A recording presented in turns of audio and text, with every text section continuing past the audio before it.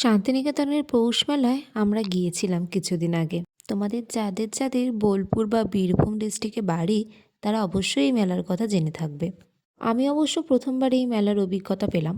গিয়ে তো আমার বেশ ভালো লেগেছিল। শুনলাম এখানে নাকি প্রায় ১৭০০ দোকান বসেছে। আর এই দোকানটা দেখো, নামটা কিন্তু সোদা। এখানে সমস্ত রকমের আঁতর টেস্ট করা হচ্ছে। আর শাড়ির কথা তো অন্যভাবে কিছু বলাই নেই।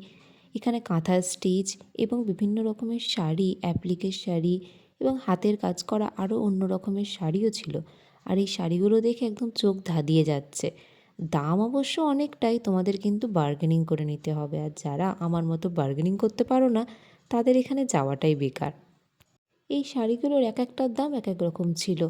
এই পার্পেল কালারের শাড়িটা তোমরা যেটা দেখছো, এটার দাম বলেছিল ৭,০০০, তবে বার্গেনিং করলে এটা ৪,৫০০-৫,০০০-এর মধ্যে চলে আসবে। আর এই পাঞ্জাবিগুলো বিভিন্ন রকমের দামে ছিল।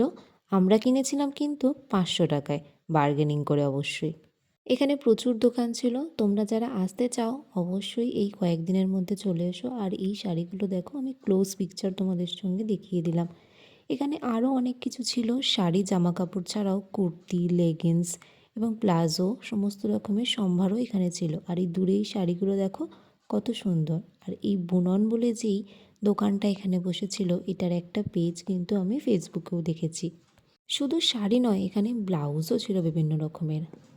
আমি এখান থেকে ফুলের স্ট্যান্ড শুদ্ধ একটা ফুলের তোড়াও কিনেছিলাম। আর এই দোকানটা দেখো, এখানে বিভিন্ন রকমের লাইট পাওয়া যাচ্ছিল।